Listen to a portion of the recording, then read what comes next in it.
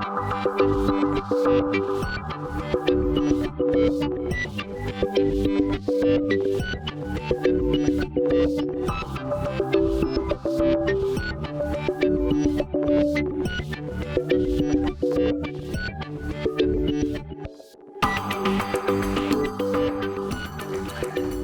for coming.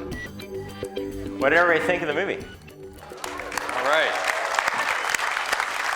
Well, you guys are drunk, so that's probably what. That helps a little bit. Well, Sam, thank you guys so much for coming out. Yeah, absolutely. Thanks for having me. I mean, it's a phenomenal film.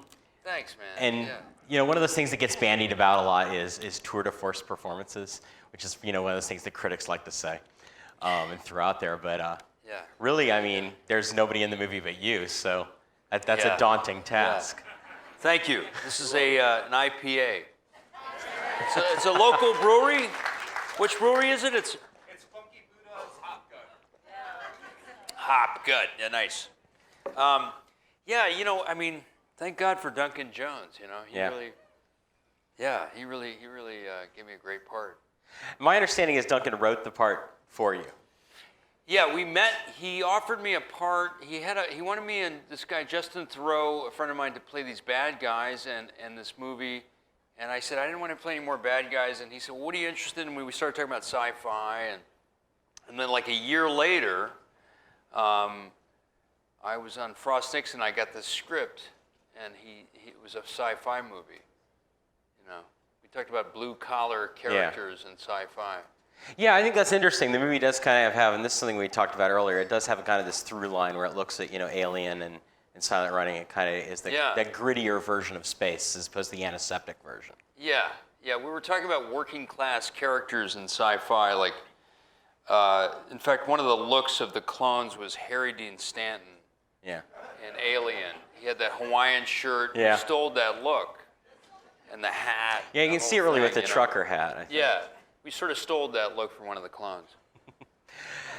So when Duncan pitched you on this, how did he tell you were like, it was only you? Well, he just sent me the script, and I looked at it, and I kept sort of looking at it, and then I showed it to a few people. One of them is my beloved Leslie Bibb, who's here with me. And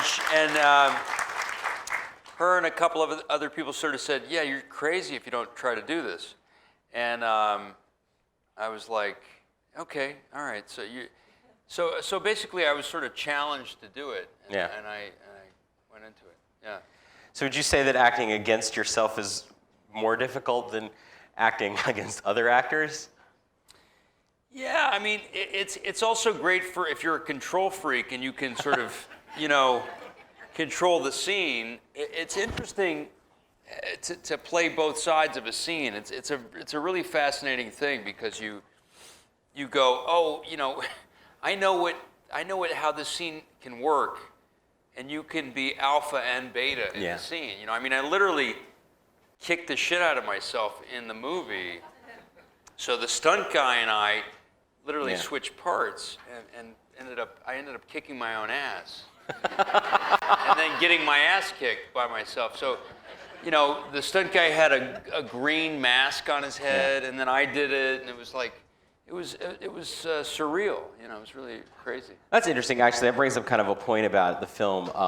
For those of you guys, out there looking at it, I mean, we're so used to being inundated with films that use green screen and use, VFX, but this film does not really incorporate a whole lot of CGI in it. No, there's a lot of in-camera effects. Yeah. So the miniatures and pretty much most everything you're seeing. Yeah. It was kind of an homage to all that stuff, it was pretty amazing. There was a writer's strike, so we had all these amazing people who'd worked on the actual Alien. There was a guy who built the suits, the space suits for Alien, was building our space suits, and we had this guy who designed the set worked with Ridley Scott. So it was pretty great. I'm curious about the character of the computer that is Gertie. We know it's voiced by Kevin Spacey, or if you were paying attention, it's voiced by the great Kevin Spacey. Yes. Was Spacey's lines pre-recorded, or did you Yeah, the script supervisor would give us the lines, or the actor Robin would give us the lines off camera, and then we went to Kevin afterwards and got him to agree to do the So he film. kind of played it off of you. Yeah. Basically, Kevin didn't agree to do the film until afterwards. Yeah. That's fantastic. He saw the film and then he said he would do it. Okay, so it's a good film. I'll agree to be in. Yeah. No pressure. I don't blame him. I mean, is there anything that's happened on this production that you kind of want to, address? That, I mean, obviously making a sci-fi film is very, very different than making a drama, making a comedy, especially in the independent world. Yeah. No, I mean, it was a really fun time. It was really challenging.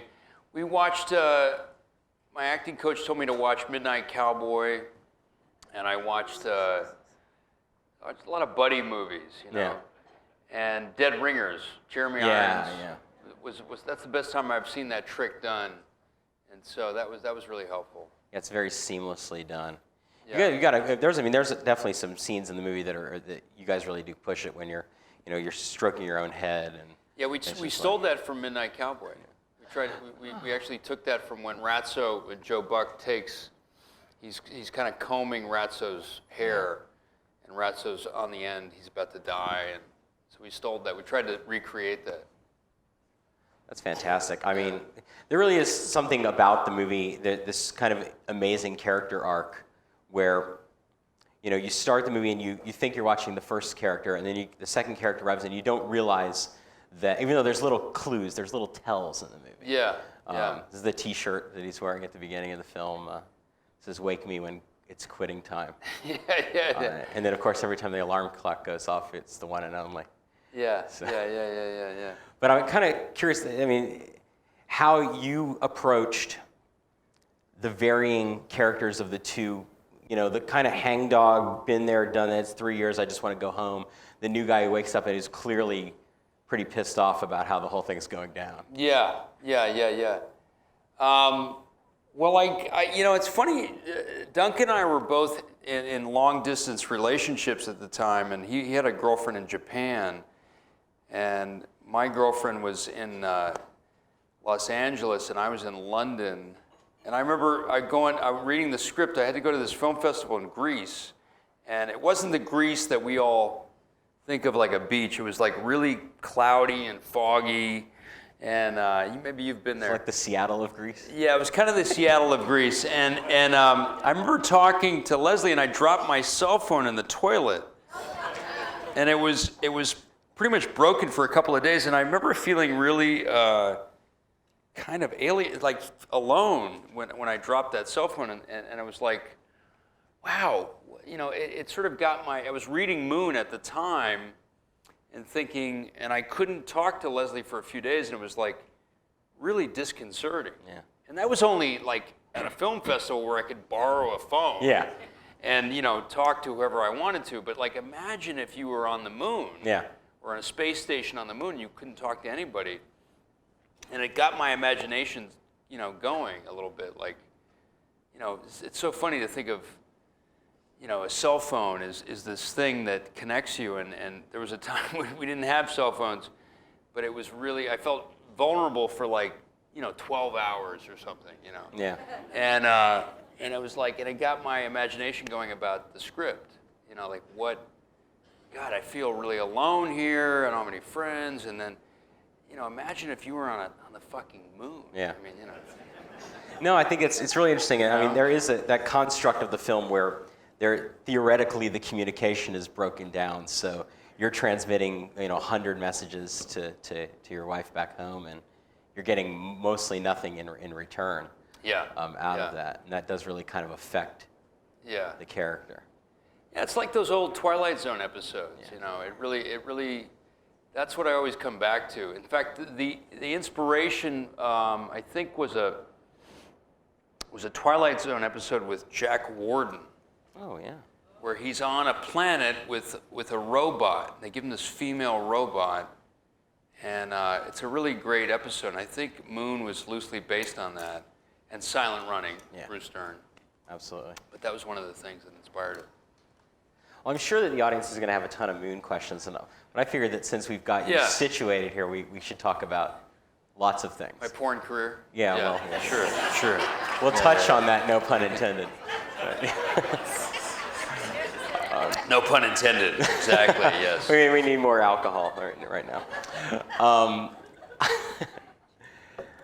There's a time in my life where I remember seeing, probably the first time I remember seeing Sam Rockwell in a movie, or saying, oh, hey, who's that guy? And then going to look it up, and it probably predated the IMDb.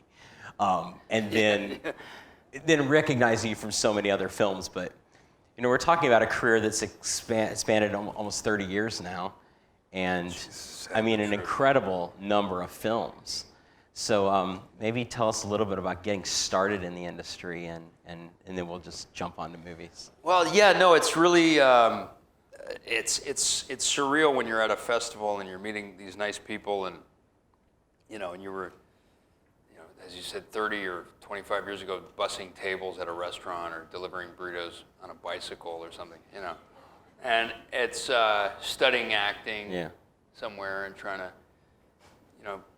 get spare change to buy a carton of milk or something, and now you're, doing this stuff. So it's interesting, yeah. Well, what was the calling? What was the I have to be an actor?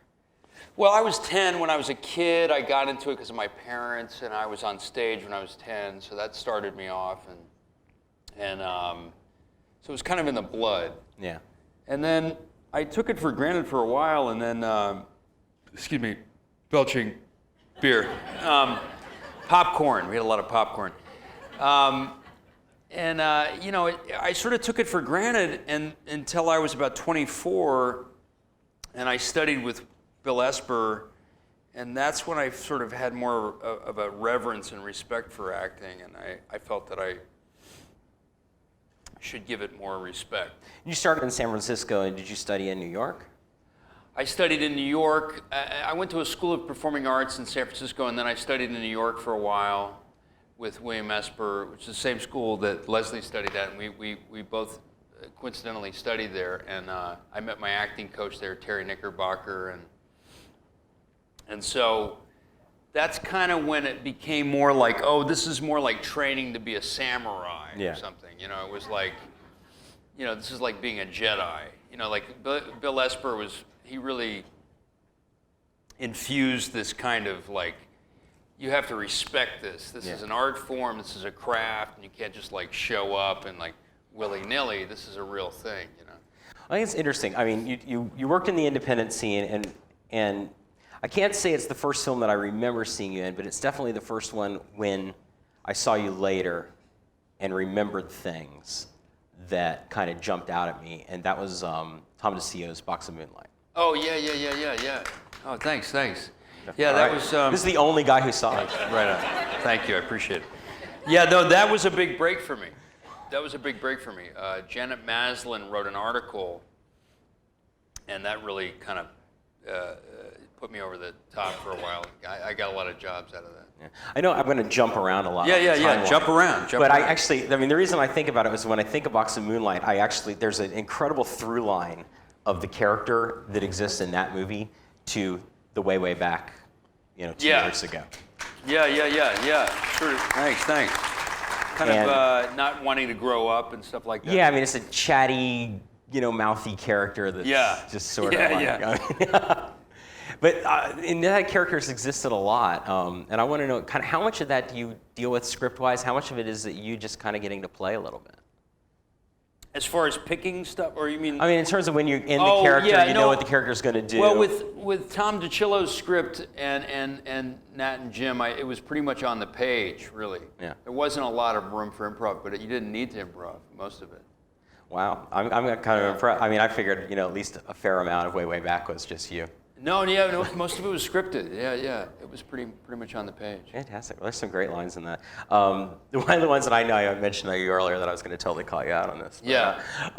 So the film that I'm pretty sure is the first one where I said, hey, that guy is really interesting. Let's go look and find out what he's done is Galaxy Quest. Yeah. Hey, man. Yeah, that's a fun, I turned that movie down. Did you really? 3 times, yeah. because I had a lead in a movie with somebody else, in a small movie that nobody saw, but and I thought, oh, I got to do leads, and then I thank God I said yes to that. That was I mean, what is the movie that you kind of feel is the turning point? When did the casting director starts going, hey, get me the guy who was in that movie? I don't know. Is that not happening at all yet? Maybe it hasn't happened yet. No. It goes in ebbs and flows. I mean, an acting career is so strange. You don't really, you want to make God laugh, tell him your plans. You don't really know what you don't set out to do. I don't know. I don't think anybody sets out to be John Candy or Robert De Niro. I think it just kind of. They set out to be something else, and then they ended up doing that. You know what I mean? Well, I think one of those things they get. Or Don Knotts, One of those things we heard about a lot, and we heard a lot about it during this year's Academy Award with J.K. Simmons getting the Oscar, is journeyman actor. Yeah, which is great. And it is one of those things where, like, if you look at those kind of parallel careers, even you and Simmons, you guys work. You work all the time, and you work in a very broad spectrum of stuff. Yeah. And is that just? I mean, is there a rhyme or reason to it? Is there any method to the madness? Sometimes you just need to work. Yeah. You just got to go to work, and not necessarily because of money or just because you're going fucking bananas and you gotta do something, because you have to be creative. I think a creative person has to stay creative. And so money's only part of the equation, but sometimes you have to pay your mortgage or your rent or whatever, and you have to keep from going bananas. I think, for me, I don't really have a plan B. I don't really have any other skill set. So I don't really know how to do other shit, So this is it. Drink beer and act, and eat popcorn. So I don't know how to do other shit, so I'd probably be pumping gas. Okay. Well, I think they still let you do that in Jersey, so. That would be my second job. I think that's a big part of it is like there's no plan B. This is it. So you have no choice but to do that or deliver burritos on a bicycle or whatever the fuck it is, Did you deliver burritos on a bicycle? I did. Okay. Yeah, I'm just curious. I did. In fact, when OJ was fleeing, I remember delivering burritos to these two girls, and they said, "Come in, OJ's fleeing. There's the Bronco. Here's your tip." That's a true story. I don't even know how to follow that up, so I'm going to do the weirdest segue that you've ever had. So OJ was in a Bronco, and you made a movie. Yes. So Gentlemen That's right. Broncos. Yes, Gentlemen very Broncos. good segue, by the way. Nicely done. And you just finished another movie for Yes. Jared Hess as well. Yes, So, Leslie and I are both in that movie, Don Verdeen. And that premiered at Sunday. Yes. Danny McBride, Will Forte, Amy Ryan. Yeah, I'm really excited about that movie. It's a fun movie. So Jared Hess and Jon Favreau, and you worked with a lot of people over and over again. Yeah. So tell me a little bit about maybe the experiences kind of coming back to set on a different project. Because really, the Favreau stuff's a really broad spectrum of performances. Yeah, I mean, David Green and Jared Hess are probably the exception to, and Dean Pariseau and a couple of others, but Ridley Scott. But actor-directors are really great to work with. Clark Gregg, Tony Goldwyn, George Clooney. There's a lot of great actor-directors that are fun to work with, and that's a special thing. Yeah. For some reason, I think it's just good. It's fun for actors. It's the understanding of what it's like to. Yeah, it's helpful, So, I want to go on Red Gentlemen Broncos for a second, because the character in it is probably the most infinitely quotable character ever. Yeah. It's hardly in the movie. Yeah, which one? Yeah. Well, the character of Bronco / Brutus. Yes. And there's a unique quality that what Jared does that I kind of assimilate or associate with almost what you see with Wes Anderson. Yeah. And I just kind of working on that movie and then kind of leaping forward to the Don Verdeen. Yeah, Jared's the only guy who can give you a line reading, and it's actually maybe better than your line reading. He's kind of like Rich Little. He can do every voice in Napoleon Dynamite, probably just as good as the actors. Like he's really amazing with voices. And so when he gives you a line reading, usually you would tell directors not to do that. Yeah. But he does it, and you go like, that's not bad, you know. So you kind of take his heat. So you sort of feeling like I wrote the script. I know how I want my characters to. Yeah, but he's a really funny guy. He's a really charismatic, funny guy.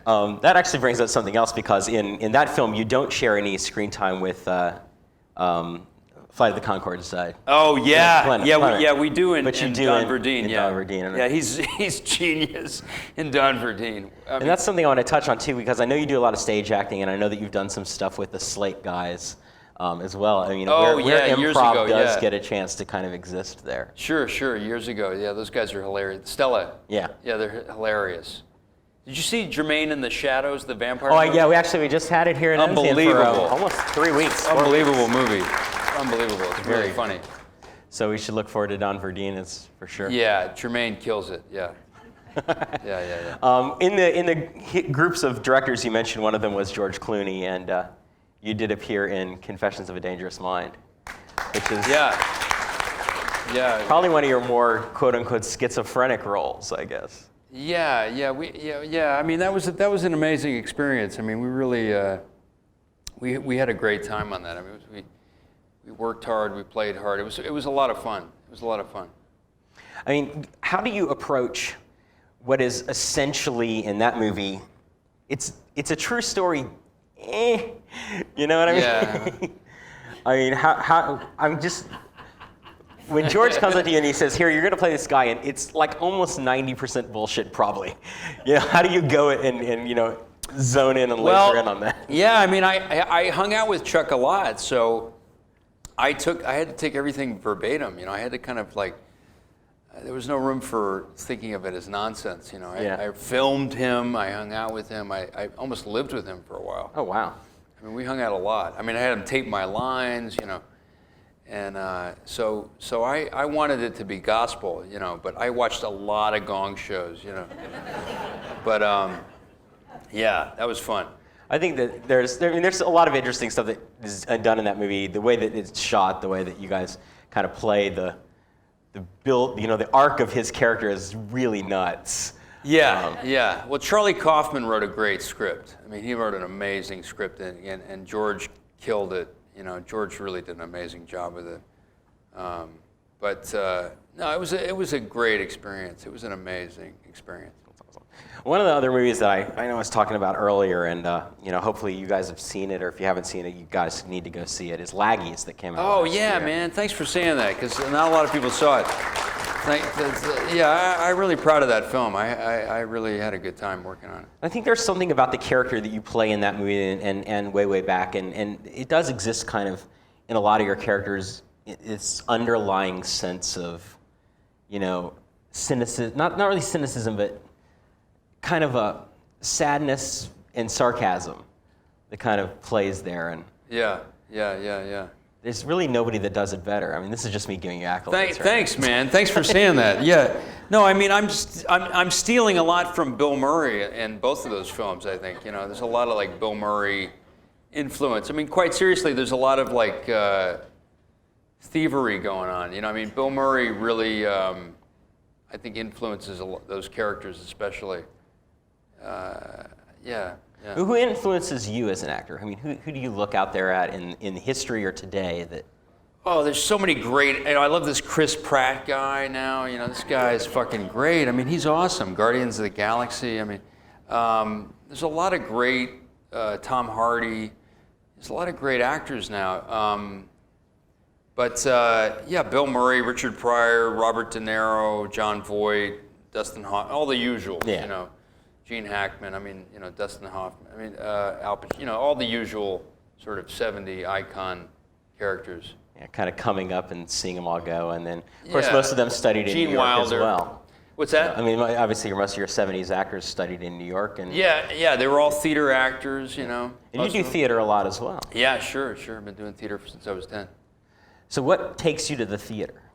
What's the drive to get on stage and put on the line? to kind of sharpen the tool a little bit, sharpen the knife a little bit, and scare the shit out of yourself, and get up there, and you really got to kind of be up there, and it's live, it's happening right now, so it's a living beast. Well, it's one of those things that people who train, I think, can really nail it, but being on a film set, there's that joke of being on a film set is hurry up and wait. Yeah. Right. So, and you do a little bit here and there, a little bit there, and if it's an indie, you do a lot, here and there. But when it's on the stage, it's your 90 minutes, your 120 minutes, and it's all on the line. Yeah, you act the whole movie out in a 2-hour, 1.5 hour span. So it's all happening every night. You're doing the whole movie. Yeah. Like that, in real time. It's amazing. There's just so many movies. I mean, we could do this all night long, but I don't know if do you want to open it up to the audience? Do you want to talk about anything else before we let them have at you? So how we want to do this is to give you guys maximum time. There is a microphone set up on right at the top of Darden section here, and a microphone set up at the top of Darden section over there. Just line up, try not to kill each other to get to the mic, and shoot some questions up here. First gentleman is already there. I really enjoy your films. Thank you. I think you're an amazing actor. Thank you. You kind of got your start with horror, like in Clown House, and you did Joshua, and then you're going to do, Poltergeist, a remake of that. So I'm curious, what attracts you to horror as a genre, and do you have any genre influences yourself in terms of, horror films you really liked, or why you keep going back to that genre? I think it's a great thing for actors to be ordinary people in extraordinary circumstances, Oh, hello, testing. That's right, I'm theater trained. Oh, it came back. Well, I won't be tested tonight. I think it's a great thing for people who have actor training, is that it's like ordinary people in extraordinary circumstances, So Jaws or Close Encounters of the Third Kind or The Exorcist, these are ordinary people that are alien, extraordinary circumstances. So I think I've always loved those movies when they're well done, because District 9 is another example where you see these people react to these extraordinary things. So it's great melodrama. You know what I mean? So it's fun actor fodder. I think one of the things is he's mentioned Poltergeist is coming out in a month, pretty much. Yeah. And that Watch out. It is a good example of a movie where the true suspense of the film is how. Did you lose me? I'm loud too. I took college theater once. I suck. That look, it came back on for that.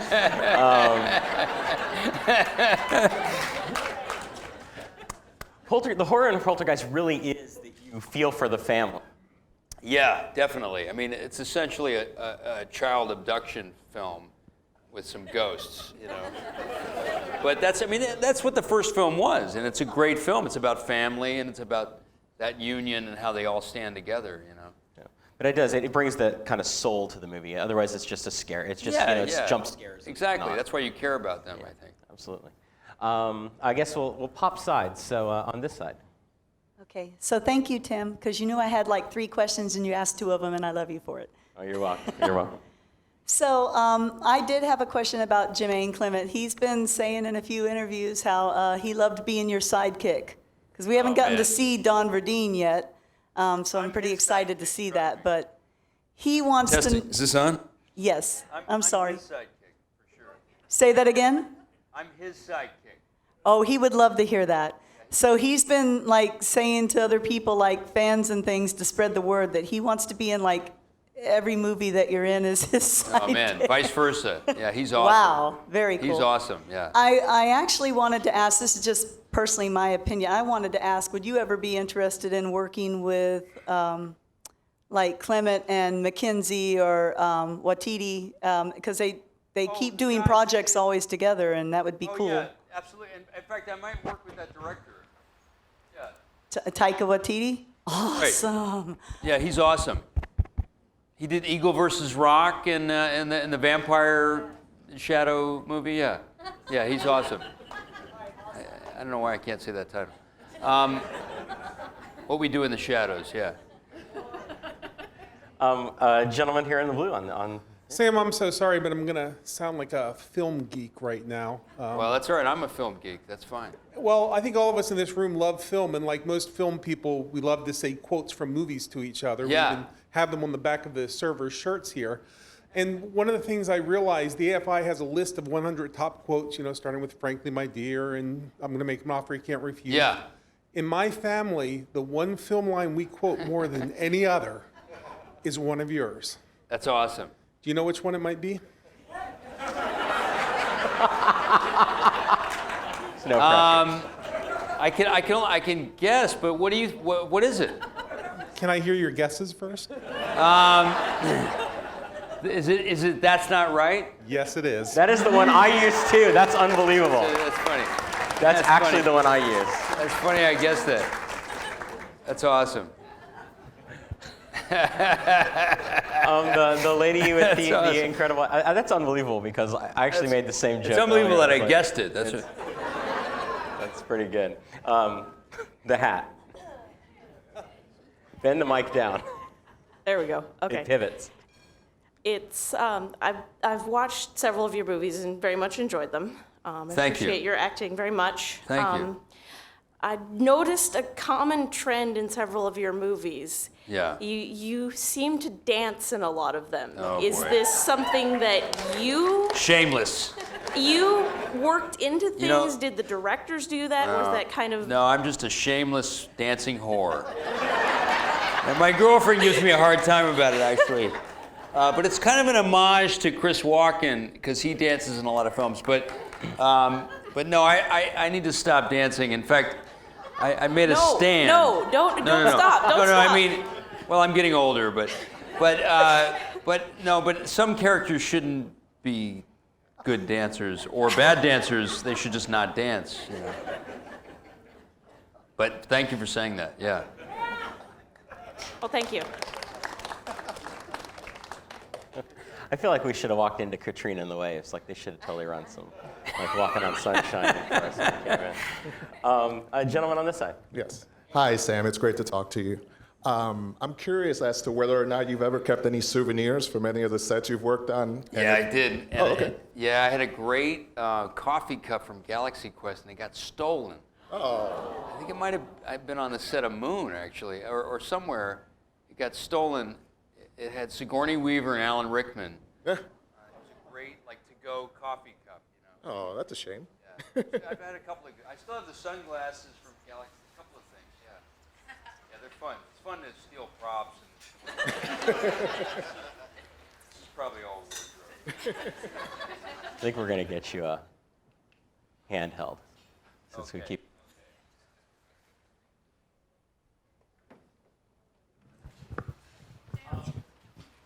Let's wrap it up. We're going to the bar. Well, let me get this gentleman on this side. Welcome to Orlando, by the way. Man. A lot of actors I've noticed, but not a lot. I think that's not fair. There are actors that are getting into directing now, like Ryan Gosling now with Lost River. Yeah. Angelina Jolie's been in it for a while. You worked with Clooney. You work with kind of a repetition of directors with like Jared Hess. Yeah. Do you ever see yourself, or will we ever see a film directed by Sam Rockwell? I don't know. I'm too lazy. But that's nice of you to even consider that option.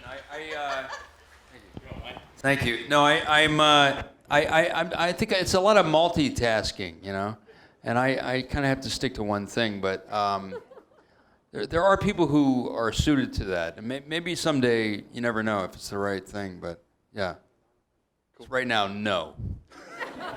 I know that Duncan Jones really wanted to do Mute with you, and obviously you didn't want to play the character he wanted you to play, and he decided to change his directorial debut to Moon because he wanted to work with you That's so right. much. So I'm curious if, obviously, I'm glad that he decided to do Moon with you because it's a fantastic movie. But I'm curious if you guys have talked at all to see if maybe you guys would work together again. Yeah, we actually talked. He might make Mute into a love to see animated that. film. So I would do maybe an animated voice for that. That'd be awesome. Yeah. Very cool. So we'll see what happens. Yeah. All right. Well, I'd love to see you guys do a movie together. Yeah, again. me too. Me too. He's Definitely. awesome. Thank you. Thanks, man. Lady in white. Hi. What would you say is the highlight of your career? Mine's been slow and steady. It's not like I had one like big, 50 Shades of Grey or something that put me over. I've had many milestones. I would say probably Box of Moonlight, Moon, Confessions of a Dangerous Mind, way back. And I'm leaving out a couple others probably that sort of led to. Snow Angels, maybe. Well, I love that film, but I don't know how many people saw it. But I love Snow Angels, but and I'm glad you mentioned it. But Yeah, I meant to mention it earlier. but no, it's been kind of slow and steady for me, and there's been kind of like ebbs and flows. So it's not like there was one big like, hey, the Titanic, It was like little things here and there. Thank you. I don't know. Iron Man was kind of a bomb, I heard. Iron Man was great for me. I had a great time. That really was fun for me. I had a blast doing that movie. And Green Mile was really was a fun one. Yeah, that was fun. Green Mile is a good segue film too because Green Mile, you're in that with Michael Jeter, the phenomenal late great Michael Jeter. Yes, and then amazing. And we and did then you Welcome guys to did Welcome to Collinwood. Yeah. Collinwood. Patty Clarkson. Yeah. Tell me about before I hate to break on you guys, but you'll get there. Let's talk about Welcome to Collinwood for just a second because it's this crazy, weird, kind of. I mean, It's it's like a big Preston deal Sturges film. Well, it's big deal on Madonna Street, kind of a little bit. So. Yeah, that's right. It's a remake. You're right. It's actually a remake. Yeah, only in the broadest sense. Yeah. No, we had those guys directed Captain America, and the Russo brothers, and they did Arrested Development, and they went on to do big things, But it's a great kind of cast, and I'm curious about working. You've worked with ensemble casts a lot, but that's a kind of wow ensemble cast, like really great, character actors all together, kind of playing off each other. Yeah, amazing. No, we had an amazing. That's how I met George Clooney, and actually that's how Confessions came to fruition. But no, that was a really cool experience. Really fun. It's just one of those things. I know we want to talk about everything, but there's so much. Welcome to Collinwood. I think it's a really cool film. Yeah. You got to make less movies, or else Yeah, exactly. It's just too much. It's too much good stuff. Too much good. You're working too much. You need to work less. Exactly. That's right.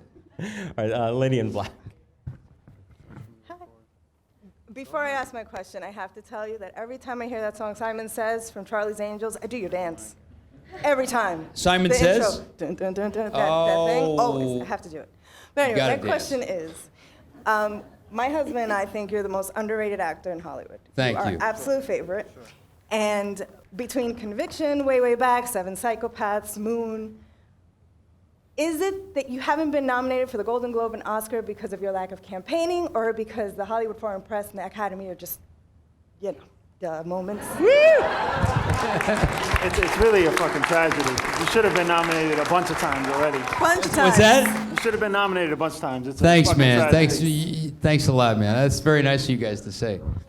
All that stuff's so strange, and who knows? That stuff is all very, very strange. I don't know what Is it that it's what political? that's all about. Is it political? Is that the thing, or would you We say? won't You say. know- We won't tell. I think it's. I mean, can I kind of almost guess? I think it's a lot of acting in general. I think an acting career is a lot of luck and timing, and I've been very fortunate. I've gotten some trinkets all over the world, but not those guys. Those things. But it's all very random, and at the end of the day, it only gets you so far. Yeah.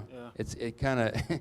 Well, if you look at a lot of the names from those years, your name should have been over a lot of them, I think. Thanks, Seven man. God bless Psychopaths, you. for God sure. bless you. That's very nice of you to say. Conviction for sure. Thank you, guys. Thanks for saying that. It's very sweet of you to say You're that. due. You're due. On this side. Hi. Oh, is that loud? Hi, Sam. What's going on? Oh, not much. I want to thank you for your work, generally. Thanks a lot. Especially in Box of Moonlight, and Lawn Dogs, and Moon. Thanks. Can we expect anything of that caliber anytime soon? No. It's all downhill from here on Is it- out. Just selling out and just counting that change.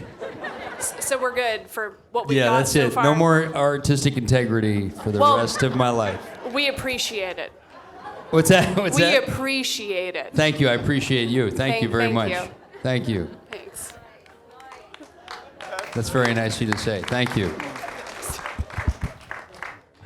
On this side.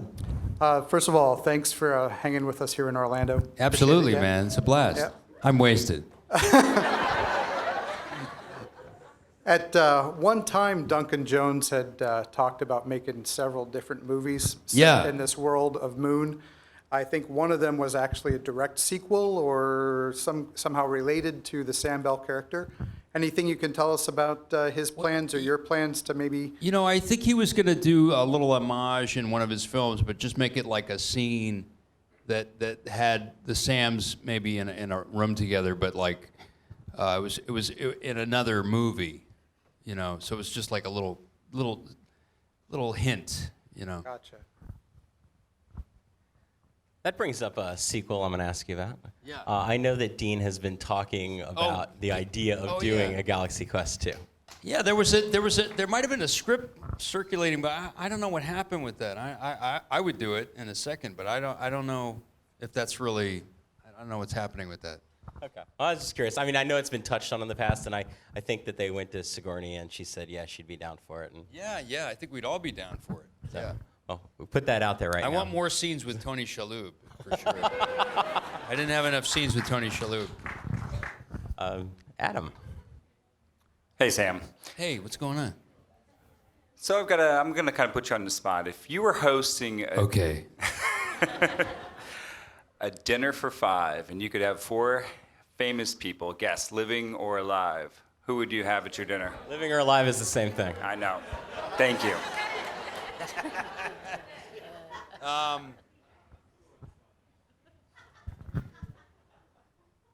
Robert Schlempkin, John Smith, Frida Kahlo, George Stephanopoulos, Pauly Shore, Don Knotts, and Rupert Papadopoulos. And scene. And Wallace Shawn. I think that's more than 5, but that is more than 5. But maybe Pauly Shore only counts for like half a person. Poor Pauly Shore. He's never coming to the festival now. Or 3 times a person. On this side. Hi. When the credits rolled, it said that there was a ping pong coach. Do you know how God, I to hope play so. ping pong now? What's that? Do you now know how to play ping pong? Still don't. No. No, but we couldn't touch that ping pong table because of the motion control camera that we had. You have to have it's a hot set. You can't touch anything when you're doing that effect. And I remember touching the net, and everybody was like, no, we got to reset everything. It was like you can't touch anything. So that was a very, very, very sort of hot set. You couldn't touch anything. Oh, And I did not learn how to play ping pong. Yeah. That's a good point you bring up. Since to shoot yourself in a movie with yourself, the camera is usually remote controlled now. It's a motion control camera, which is a very noisy camera. So they shoot, if they're going to shoot you and I as clones, they do a wide shot. It's a very noisy camera. And so if you, in between shots, if you move the spear right here, it fucks up the shot. You have to start all over again. Because the match on the other side would match. Exactly. It's very technical. It's very tedious and technical. How do you play off of yourself in a scene like that? Let's call it Clone 1, Clone 2, you know? Yeah. So in the order they appear, which dialogue did you typically do first, or did you always do one first? Whoever was driving the scene, whichever character was driving the scene had more dialogue or was driving it emotionally, we'd usually shoot first. And then we'd had a body double / actor who would read lines off camera, or there'd be a tennis ball on a C-stand. A C-stand is a metal kind of rod, and then I would go up and do makeup for the second clone, and the sound guy would put it on the iPod, and I'd watch it and memorize everything that I saw. So if you push me and I retract, I would usually take it off as sound because I would have an earwig. So if you push me and I retract and I hear that and I hear that, all I would have when I played the reverse is that sound. Yeah, so you can see anything. So I'd have to retract when I heard the beer on the table. So that was where I was curious about. So you didn't have a monitor on set, and you couldn't see what you were doing against yourself. You're playing off the audio cue. It was a lot like, it was all timing. So it was like music and stuff like that. Yeah. So how big a pain in the ass was that? It was pretty challenging, but it was really awesome in a lot of ways because you had to fit certain. Like Duncan said, you can't ad lib. You have a window for this line, and I would sure enough find ways to ad lib within that timing. Yeah. Because I had to find a way to ad lib in certain scenes. So as long as the timing was right, you could do it. You know. As long as you get to just crunch it in between, your reaction to yourself is not there. Exactly. Anymore. Yeah. So. It was a lot like a drum beat. Yeah. That's very awesome. musical. I mean, it's obviously quite a challenge. Yeah, it was intense. I was pretty crazy after it was over. I forget what side we started on, so we're gonna just go to this side. Hi. Well, hi, Mr. Rockwell. Thank you so much for being here. My name is Eva. Hey, Eva, how you doing? I'm doing great. I just want to say I'm proud to be a 16-year volunteer with the Florida Film Festival. Yeah. But tonight I'm here as a patron. So thank you so much for being here in Orlando. Welcome. And I want to ask you, when you play double and triple, like as a clone, do you get paid double and triple? I wish. Yeah, no. No, it doesn't work that way? No. Thought I'd wish. ask. But We all thanks. wanted to know, so thanks. Thanks, darling. You need to work out something with SAG where you can get residuals on like all 3 performances. Yes. If only that was the case. On No, this but side. you do get some. Hi. Hey. You've played some really beautiful characters over your career. One of my favorites was Glenn from Snow Angels. Oh, thanks. It's fantastic. Is there a character that Thanks. Is there a character that sticks out to you that you've played? What's that? Is there a character of yours that really sticks out to you? Well, that's actually one I'm really fond of that character. I had a great time on that. Yeah, David Green's a great director, and I had a really special time on that movie. Yeah, that one sticks out for me. Well, Thanks for saying that. Thank you. It was wonderful. Thank you. Thanks very much. These people that come up to ask you questions, they're highlighting something that is interesting to me because a friend of mine posted this on Facebook earlier, and he said, going to see Sam Rockwell tonight, what's your favorite Sam Rockwell movie? And there was like 35 answers, and they all had like 25 to 30 different movie choices. That's awesome. So, I mean, that's quite a testament. And I think you're seeing that from the people coming up here tonight is just, really interesting, diverse things. So, on this side? No, we have nobody on this side? Ooh, get in line, people. Gentlemen on this side. How you doing, Sam? Hey, man. Curious about the set of Moon. Did it feel like you were on a space station, or did you pan to the left and your barista was over there? What's that? Did it feel like you were on a space station, or did you pan to the camera to the left and the barista was waiting for you? No, actually, it was pretty elaborate set. It was pretty awesome set. Leslie was there. It was pretty great. It was pretty amazing, three-dimensional kind of set. It was actually like being in a space station. Oh, it was awesome. pretty cool. Yeah. Very cool. Thank you. Yeah, it was on a sound stage in London. Yeah, I saw. We can talk about it for a second because there's somebody else got to get in line. Rarely do you build a set that's complete, but I actually recently was watching the making of, and it's been a year since I had seen it.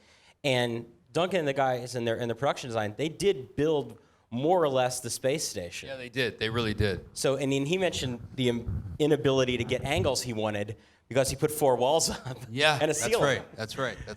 So. Yeah, no, we had a great DP. But I think it's an actor that realism that you kind of get from being in there. Yeah, absolutely. No, it was great. It was great to be there, and it felt like you were in this kind of like spaceship. It was awesome. That's fantastic. Okay, somebody made it to the mic. Hi, thank you for coming here. Hi, thanks. Thanks for having me. Oh, my pleasure. I I have a question about the general process, especially pertaining to scripts. Like, you get a script for. Can you hear me? Okay. Yeah, go ahead. Okay. You get a you get a script for a movie, and then of course there's so much that goes on, so much adaptation, translation, what have you. And I'm just curious, I guess, as to how you approach a script when you get it. Is it just kind of like a loose blueprint, or is it something kind of firmly set in your mind and then it gets negotiated? I think it depends on the script. I think a lot, if it's a Martin McDonagh script or something David Mamet script, it's pretty much set in stone. And some scripts are more changeable. It depends on the script, but a lot of times it's not, and that's a good thing. You want it to be firm. Oh, good, thank you. And I really liked your role in Iron Man 2. So. Hey man, thanks a lot. Thank you very much. Well, thank you. And we had a good time on that. Good script by Justin Theroux. On this side. Hi. I was just wondering, there's a lot of movies that you've been in, but the one I think that a lot of people really got onto was Hitchhikers. Yeah. And that's nice. the role that you had was so fun, and it was just such a departure, I think, from what art house people were used to from you, I guess. So I think my question, I guess, is commercially that was a great big success, but the other stuff that you're doing, like Damon used to say, he do one for the studio, do one for me, do one for the studio, do one for me. So how do you feel about that? Are you more comfortable in something like that, where it's such a group effort and it's so much fun like that? Or Well, yeah, that was a combination of both. That was sort of indie filmmakers with a studio world and studio money, and so we had creative license, but we also had studio money, so we kind of went bananas. I actually am really proud of that film. I think it did better foreign than it did American, but I think it's a really good adaptation to the book, and very faithful, But yeah, that was really fun. That was a really good time, because we had money and we were also just farting around, So it was great. I mean, I did basically an Elvis, Bill Clinton, George W. Bush impersonation, and a little bit of Patrick Swayze in Point Break impersonation in that movie for that character, and they let us do this crazy idea, and it was great. All right, on this side. Hi. I just moved down here about 2 months ago for film school. I actually go to Full Sail. I just wanted to say that I really enjoyed your work in Seven Psychopaths. Thanks a lot. I was just wondering what it was like working with that cast, especially Christopher Walken. Christopher Walken? Yeah, I enjoy him too. So. Well, Woody Harrelson, Colin Farrell are little dreamboats. Just little dreamboats. Beautiful, beautiful boys, and love them dearly. But Chris Walken obviously is a hero to me, Martin, Woody, and Colin. We all looked up to Chris Walken growing up, and so, in addition to him being a little sweetheart, he's also one of our heroes because he's the elder statesman of the group. But he's he's amazing. I also did a play with him, so we're friends, and he's a lovely guy. He's a beautiful guy, and he's a great artist. And it's surreal to work with somebody like that. It's really fun. Thank you. Yeah. On this side. How you doing, Sam? Thanks for coming. Hey, man. My name is Joe, and I have a question about your creative process. In my opinion, you're one of the best character actors we have going right now. Thanks, man. Hands down. Thanks, man. Are you someone who can compartmentalize your character? Can you walk off the trailer as Sam and go right onto the soundstage as your character? Or are you like Sean Penn, where you can't get out of character for years after you do the movie?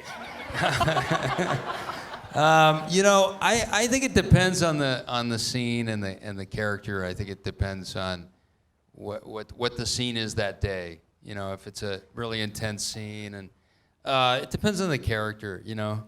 Everything varies. So you might be telling jokes with the crew at one point, and then you might have a really intense scene that day, and you can't do that. So it's confusing to the crew. Actually, you have to kind of set a boundary at some point. You have to protect yourself, but it really depends on the scene. And I'm not one of these people who stay in character or something like that. Yeah. So, on this side. Hey. Sam, thanks for being here, buddy. Yeah, man. You kind of freaked me out in the Green Mile. Yeah. Good. That was good. And Confessions of a Dangerous Mind was awesome. Thanks, man. But I'm speaking for all the people out at the bar. Yeah. They want you to come out and be a celebrity bartender till 2 a.m. Can you do that? Wow. Well, I don't know if that was going to go over great with my girlfriend, but it sounds fun. It would You know, what kind of bourbon they got? all the Yeah. good stuff. Okay, well, I'll think about it, yeah. Maybe the wild turkey or whatever. Yeah. All right, let me think about that. Thanks. Right on. I don't want to put you on the spot, but like 3 years ago, Cloris Leachman went out there and poured up like tequila shots. Is that right? That's awesome. Well, she's a fucking badass. I swear to God. I'm a big wussy. We've never seen anything She's like Cloris Leachman, for God's I know sake. she'd do anything. Hey, I know I already did one. I'm sorry. If Yeah. this doesn't bother you, God damn it, get that woman off here. I know. Take her away. You love She's me already been anyways. on. Get her away. I wanted to wait and make sure everybody had their questions. I just want to say that I love Leslie Bibb. She's awesome, and I She's think awesome. she's and highly underrated. Stand up, Leslie. Let's get a look at you. Come on, stand up right now. Come on. Get up, girl. God damn it, you get up. Stand up right now. There she is. Look at her. I apologize if you didn't want to do that. I'm sorry, but I wanted to say that because I think you're so awesome, and I think the two of you together, I'm talking about you and Jermaine Clement, you guys should work on everything together. Yeah, You're we awesome. should. She's a big cup of... She should come back. Come back again. She's Leslie Bibb. Come on. She's a big cup of awesome.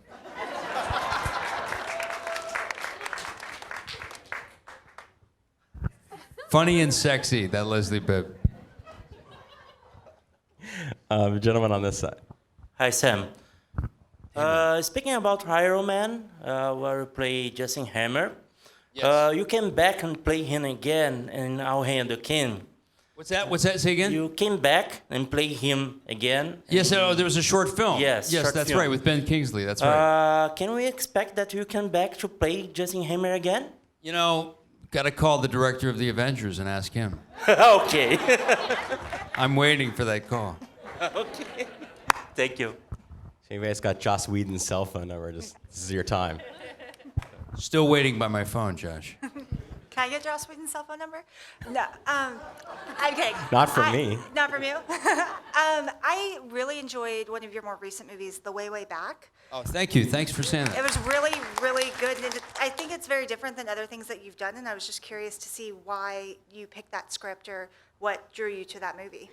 I just lucked into that, you Really? know. I just lucked in. There were many. They were going to do that movie before with a different cast, and they came to me, and before anybody was attached, it was just me and Allison Janney, and then we got Tony Collette and Steve Carell, and the movie was a green light, and everything came together. But that was an easy thing. It just came to me, and I talked to the guys over the phone, and I said, "Well, this is kind of like Meatballs." Right? And they were like, yeah, kind of, you know. It's this, and that was it, you know. So we just said, that was it. Cool. Thank you. Thanks. Thank you. It's a very layered performance in that movie because people could look at it as he's the jokester. Yeah. But there's history there, which he, you know, celebrates with the kid as they're talking about, you know, what's going on with Maya Rudolph's character in the movie. Yeah. So Casting her was a great idea, too. Maybe a little bit about approaching kind of the multidimensionality of that character, because it could have just been Bill Murray in Meatballs, and he's genius in Meatballs, but it is just a laugh fest for the most part. Well, you know, there's a lot of poignant moments in Meatballs, actually, with Bill Murray and you know, or Rushmore, or, you know, Bill Murray and Rushmore. But I think the guys just gave me a great part, and I just played it as best I could. I mean, it was pretty much all there on the page, and you know, it's hard to fuck that up. You know, it's like right there, and it's a good part. you know, and you got to be a bonehead to mess it up. I don't know. I think you're selling yourself a little short on it. I don't really think that, in my opinion, and this is just accolades again, so whatever. Well, thanks. Thanks, man. I don't think I could ever see anybody else play that role ever. Well, thanks, man. Thanks a lot. Thanks for saying that. It's really one of my favorite roles the last decade. So. Thank you. Thanks, man. Right here. Hi, Sam. I came way back to ask a question. I was up there. Right on. Leslie, loved you in Hell, Baby. Yeah, Hell Baby. Isn't that I love great? That, yes. That Love that movie's movie. hilarious. It's How good is Hell Baby? It's Right? hilarious. Rob Corddry. Hilarious. Yes, hilarious. Keegan. It's she kills. Isn't that a great movie? I love that It's movie. an awesome movie. It's hilarious. It's hilarious. Hilarious. I had the pleasure, So my proud of sister her. and I got to see you and Christopher Walken on Broadway. Oh, fucking A, man. I would That's love great. it if you could sign this for me. How much money do you have? I got $20 Because right here. time is money, babe. Yeah. But I We'll did- talk about it after. Absolutely. And I saw Frost Nixon last night, and that was right awesome on. as well. Oh, thank you. I met Leslie doing Frost Nixon. That's fine. Thank you for saying that. Thank you, sweetheart. Huh? Nice. Nice. I like it. This is going to be a crazy night. Couple of bourbons. Come on. Right over here. Yeah, I was curious. No one's mentioned the movie Choke yet. And yeah, right on. I Thanks, heard man. that Clark Gregg, who plays Special Agent Colston, directed that movie. Yes, So I yes. was curious what that relationship was Well, like. And you know, Clark what- and I did a play together when I was very young, when I was still studying acting. I was like 24 or 25 years old, and I did a play at the Orpheum, which is now where they do, I don't know if you guys have been to New York, but they do Stomp. Yeah. They do Stomp there. And in fact, that horrible thing happened where the buildings blew up right across the street. But we did, Clark and I met doing that play, and we were all naked in this, half naked or naked in this Canadian play called Unidentified Human Remains and the True Nature of Love. And that's how I met Clark. And then years later, he sent me, I got the script from Clark Gregg, and it was an adaptation of Choke. So I was like, oh, Clark, I called him up and I said, this is this Chuck Palahniuk thing, man. What is this thing? This is a great script.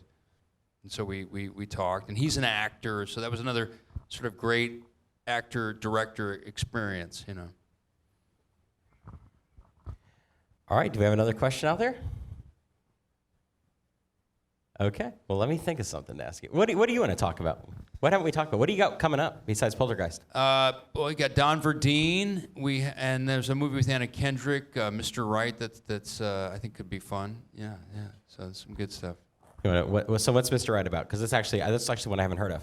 It's kind of like a Grosse Pointe Blank. Oh, okay. It wants to be that film, I think, at its best. I think that's the idea, And I say that because I have great respect for that movie, Grosse Pointe Blank. It's a good movie. I think that's the prototype. Yeah. Yeah. All right. Anybody else out there? All right. Well, how are we doing on time? Good. Oh, one more. Hi. Come to the mic.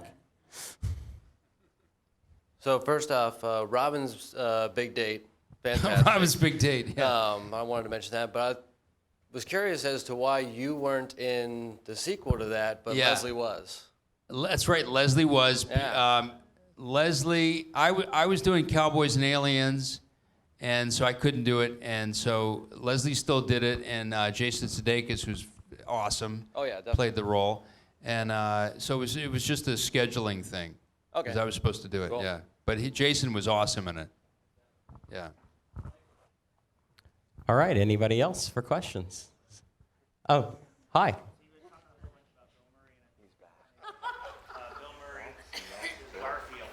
And people like Elizabeth Shue have Piranha 3D. Do you have any like a movie that you've done that afterwards you're like, oh crap? Did anybody, so this question Well, is, have you ever made a movie that's like, oh I God, can't was talk in that? about that. But yeah, sure. I'm sure we've all had those. But I'm not gonna tell you what it is. But yeah, sure, of course. So Piranha 4 coming soon. What's that? It's Piranha 4 coming soon. Yeah, there you Just go. Sign on to that. But good question. Give me a little drunker, I'll tell you the answer. Privately. Did we have someone up on this side coming for a question?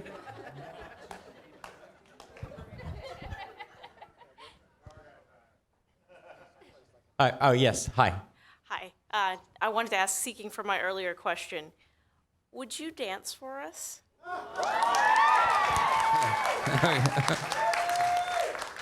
Okay, all right, I'll try to. God, I hope I don't hurt myself. Yeah, sure. What do you want to? What do you want to see? What kind of dance move do you want to see? I'll tell you what. I'll show you one move that Mos Def showed me when I was doing Hitchhiker's Guide to the Galaxy, and it's this move. God, I hope I don't hurt myself. Yeah, here, give me the mic. It's like that, and then you turn around like that. So did you hear that knee crack? That's it. There you go. Thank you. Just hurt myself. All right, I think we've got time for maybe a couple more questions. So this is your last chance, guys. Come on, jump up here and ask Sam some questions. Right up here. Okay. Hi, I'm Jane, and one of my favorite movies is The Way, Way Back. And where is that theme park? Was it real? And What's that? The water park? Yeah. where is that place? It's real. It's in Massachusetts, and it's a real water park. It was functioning. In fact, the extras were real people. Yeah. And is it In fact- still functioning? What's that? Is it still functioning? It is, and in fact, I did some ad libs. One of the couple times I did some R-rated ad libs, and over the speaker, there's a scene where I humiliate the protagonist, the young Yes. kid, with a speakerphone. He's talking to a girl, and I say something like herpes, and I say something else, and I went a little too far with the ad libs in the rated R direction, and so the administrator of the park came up to us and said, really, read us the riot act. And so we had to kind of calm it down because Okay. it was on a It's speakerphone. on There were my- families there. It's on my list to visit, just because I love the movie. Thank you very Thanks. much. Thanks for saying that. Thanks. She wants to do the water slide. Right on. A lady on this side. Hello, Mr. Rockwell. Thanks Hey. again for coming to Orlando. It's Of always course. great. Thank you. I had a question about Moon. I was wondering, let's call him the scalded clone, but the sickness that he was experiencing, it's kind of a two-part question. Was that something that, I'm curious, was it more what he was suffering from? Was it like a decay of the physical being, or is it like radiation sickness? Well, And then the yeah. second part was what kind of the makeup that was evolved, to make you look really sick like that. Was that fairly? Yeah, it's funny you mentioned the makeup artist was this woman. She did makeup, and in London they often do makeup and hair, where they separate it. In America, they have a hair department and a makeup. But in London, they combine both departments. So we had a woman who did hair and makeup, and she was extraordinary. And the makeup was so instrumental in making those two clones different. We gave the one clone a tan, and the other one was sick. And we stole a lot of that from Midnight Cowboy, actually. Right. There was kind of I don't know what was happening with Ratsaritsa. It was kind of a tuberculosis kind of thing. And we weren't really sure, but I quizzed Duncan a lot on that, and we came up with this kind of tuberculosis kind of disease that one of them had. But we stole it from the Blade Runner, where they have a 3-year or 6 year It's a 3-year lifespan, lifespan, I think. And so that's where we stole that from, is the clones live for 3 years and then they die, and they sort of slowly deteriorate. So that's where we stole that from. But yeah, we kind of took the illness from Ratsaritsa a little bit. Oh, okay. Yeah. Well, thank you very much. Yeah, of course. Yeah, I got that too. I think it's like maybe a 3-year life expectancy matches to the timeline. And if you follow the timeline in the movie, you're really maybe about only clone 3 or 4 tops. Yeah. Because the daughter is 15 when you actually contact her. That's right. So, yeah. yeah. The original's on the The original's Yeah, on the original's the, on yeah, the that's father right. on the planet that she And he calls finally him. talks to the original guy. Yeah. Because I remember people coming out of the theater when we saw it the very first time in '09 that were saying, like, who's the guy at the house? And I'm like, Sam Rockwell's voice. Aren't you guys listening? Yeah. So I said, it's the dad. He went home and he left these, clones Yeah, behind. he gave his gene to the scientist. Yeah. Yeah. It's really, I mean, if you think about it, and I know you guys borrowed from a lot of stuff, but it is a wildly original take on, sci-fi. And that's hard to do in no budget land. Yeah. So. I mean, you always steal. You always steal when you do stuff, but I think, it's no. Thanks for saying that. Oh, you're welcome. On this side, right here. Hey, it's me again. I walked up. Enough here. with this guy. Right. I walked up, and this girl goes, "Oh, it's him again." So, I don't I'm not bartending. No. That was my question. Oh, is that really? No, seriously? I'm speaking for the masses. I was a bar back a long They all while want you ago. to come out here and pour a couple drinks, and it would be cool. I mean, Cloris Leachman, come on. Really? Come on. All right, let me think about it. You can Wait, bring is your there actually a girlfriend. question? Other than can you go to the bar? That really was the question. Yeah, I'm sorry. Okay. But come on out. All right. No more drinks for that guy. All right. All right, this guy right over here. All right, I was hoping I didn't have to be the one to bring it up. I was hoping someone else would. Yeah. Teenage Mutant Ninja Turtles in 1990. Yeah. That was, it sounds crazy, but it was one of those things where, like, when I was real little, because I was born in 1991, and I saw it, like, when I was 5. Yeah. I saw you, and was that one of those moments where, were you an extra in that film, and then they Yeah, I kind mean, of promoted you, or was it? It was the character's name was Head Thug, but Skeet Ulrich was a glorified extra. He was my sort of sidekick, and he didn't have an agent. He was a local in North Carolina, in Wilmington, and he was asking me how to get an agent, and he did very well for himself. But yeah, that was I was 19. That was kind of a early day job. Yeah. All right, I think maybe time for 2-3 more questions. Right on this side. Hi. I just had a question. I loved Laggies. That was one of my favorites. Oh, thanks. And I really love Lynn Shelton, and I was just wondering how She's you like awesome. working with her. He's great.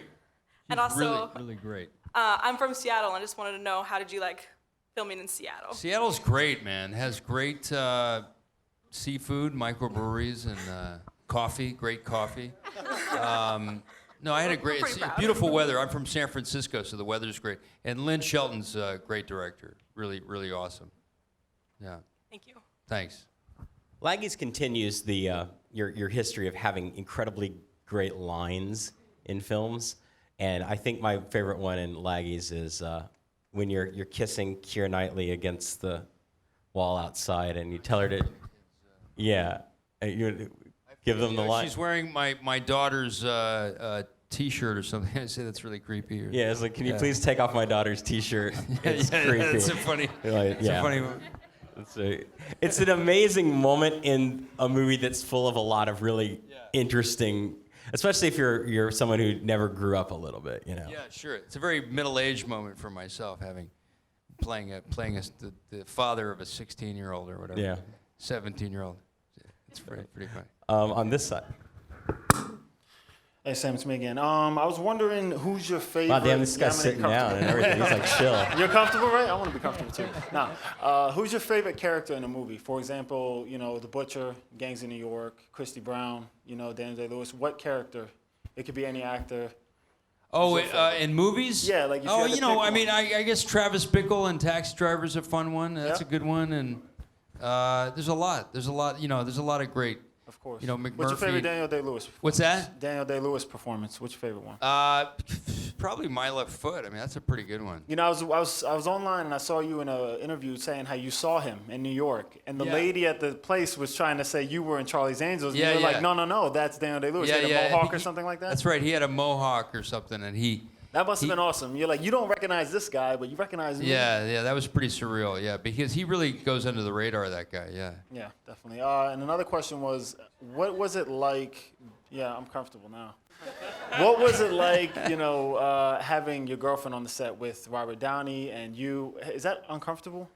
It was fantastic. It was we fine. were, I mean, I don't know. we were I don't know what together. it's like. I mean, I understand that, but she's doing the scenes. I just want to know from an actor's perspective. It's fun. I mean, my girlfriend's really talented, so we had a good time. I mean, Okay, she's quick. Nice. I mean, everybody's So, different about it. I wouldn't be with her if she wasn't fucking talented. No, and super. funny and smart. That's fine. I just wanted to know your take on it. And when you do these interviews for movies, I know it's probably can be exhausting. Yeah. Maybe you're exhausted now, but do you get sick of the movie by the end of it? Yeah, exactly. Exactly. But are you sick of the movie, you think, by the time it's released? Do you ever feel that way? Because you've been in so many interviews. I hear this a lot from Yeah, you certain talk a lot of jibber jabber, but Answer the same questions. But ultimately, you're trying to promote the film and do the best you can. All right, awesome. Well, let me slip over to the other side. Yeah, I'm good. I'm sorry. Thanks, dude. So, like, 2 more questions, guys. So, on this side. I was just going to ask about the science of Gertie. Do you think he's the ultimate reason Sam found out he was a clone, or do you think he was... What's that? Do you think Sam would have found out inevitably that he was a clone if Gertie never woke up the second Sam? I don't know. That's a good question. I don't know. I'm not sure. Right? I don't either. Then how about... It's very deep. You got deep on us, man. Yeah, you just got real deep on us.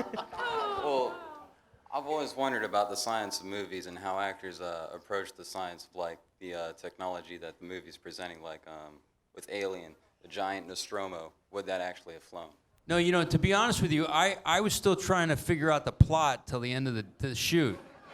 I mean, it was so convoluted. It was like a chess game every day. I was like, I'd have to go up to Duncan, the director, and be like, okay, wait a second. So Sam 1 is over here, and Sam 2 does, and what happens, and why is he doing that? And what, like, we were always going back and forth Actually, it was very, very intricate and convoluted, and I could barely get my head around the plot. Right, that was just let alone play what I was all the trying parts. to do is just figure out how deep the writers went into their own stuff. It's but that's essential to any kind of film noir, detective movie or science fiction thing where you want to be a little. The audience needs to be a little confused. The actor's probably confused too.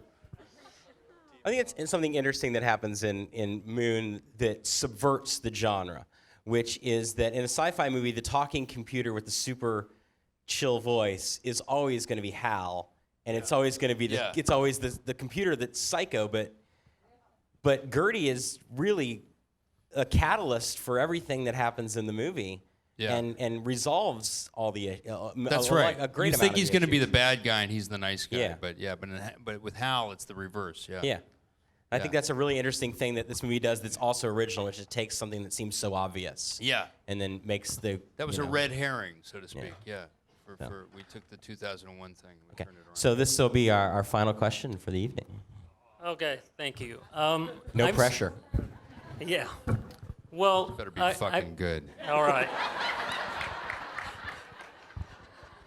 I've been watching you in films since the one that I can first place you in is Light Sleeper, and then you've done other films. Obviously, Choke is a very brave performance, but even something like Gentlemen Broncos, where you're doing bent roles. So you always seem to have an impact, and sometimes become the most memorable character in the bit roles, where you're only in a few scenes. Plus, also, you've had this long career in independent filmmaking primarily. That's what it seems to me. So the question is with those small roles, how do you obviously don't have a long time to develop the character or anything else like that. So how do you approach that versus, say, a longer film such as Conviction, where you're able to build a performance in the character? So how do you approach that in terms of making the maximum impact? Or is that even intentional? Well, actually, I think when you come in for a smaller role, you're really trying to score in a big way, and when you're doing a lead role, you're not always trying to score in every scene. In fact, you may have to.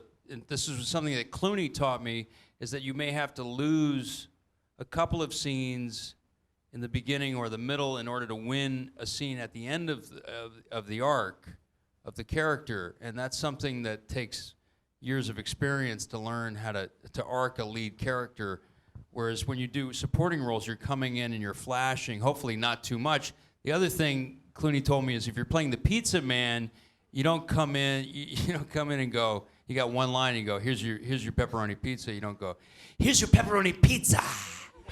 You don't do that. You go, because it's all you're saying is here's your pizza. So you don't, you know what I mean? So it's a combination of not overselling a small part, but knowing you may have to make a significant splash or a specific color. So it's an interesting lesson to play both lead and supporting. Yeah. And final question: which director do you felt helped you the most, like develop as an actor, and why? And What's that? Which director do you feel helped you the most, and why? With development as an actor. Oh God, I mean, there's so many. Tony Goldwyn, George Clooney, David Gordon Green, Clark Gregg. I mean, there's so many great directors I've worked with that really helped me. It's hard to say. John Crowley, who's a great theater director and film director. Just give one example then. Really, because you have so many great directors that you've Ridley worked Scott. with. I mean, Ridley Scott's a great director. There's a lot of examples of great lessons that I've learned from directors. And I can't think of all of them right now, but there's a lot of great lessons I've learned from strong directors who have an opinion. Yeah. All right, well, thank you guys so much for coming out. Thanks a Please, lot. Mr. Sam Rockwell.